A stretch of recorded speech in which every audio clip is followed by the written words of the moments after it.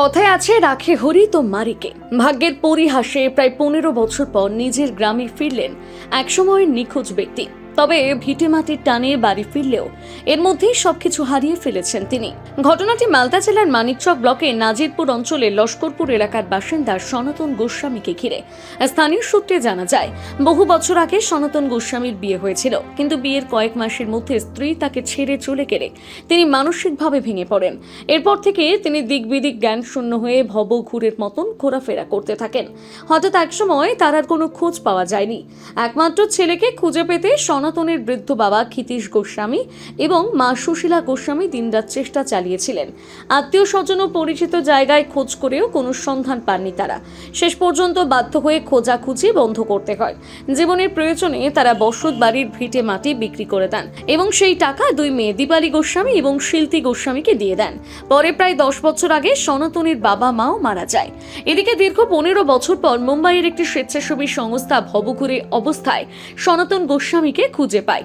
সংস্থার উদ্যোগে তার চিকিৎসা করানো হয় এবং ধীরে ধীরে তিনি কিছুটা সুস্থ হয়ে ওঠেন। চিকিৎসার পর নিজের গ্রামের কথা মনে পড়তে সেই সংস্থার সদস্যরা তাকে বাড়ি ফেরানোর উদ্যোগ নেন। অবশেষে বুধবার রাতে সনাতন গোস্বামীকে তার গ্রামের প্রতিবেশীর হাতে তুলে দেওয়া হয়। দীর্ঘদিন পর গ্রামে ফিরলেও বাস্তবতা বড়ই নির্মম। এখন আর নেই তার বাবা মা, নেই নিজের বসত বাড়িও।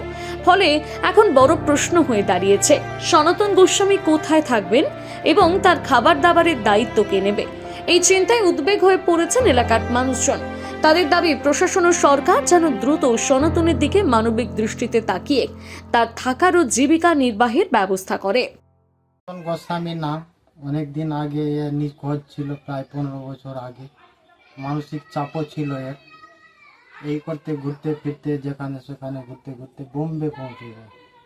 বোম্বে পৌঁছে যায় তো ওখানের কিছু সৎ ব্যক্তি একে দয়া ভেবে চিকিৎসা করলো এবং 2-3-5-6 বছর ধরে চিকিৎসা করে একটু সুস্থ হলো।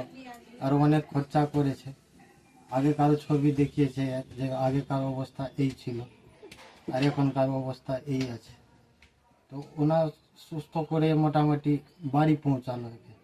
বাড়ি পৌঁছে দিয়ে আবার বলছে যে আরও 1-2 বছরের মেডিসিন লাগবে। বলছি, সনাতন গোস্বামীর কি এখন নিজের খেয়ালে বাড়ি আসলো বললো? না, নিজের খেয়ালে বলতে কি একটু কিছু ভুলভাল বলছিল, বাবার নামটা ভুলভাল বলছিল।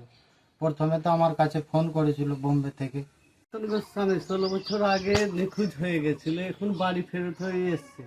ও যে থাকবে তার ব্যবস্থা, থাকার ব্যবস্থা, ওর তো ভিটা বাড়ি কিছু নেই। কেন নেই, কি হলো?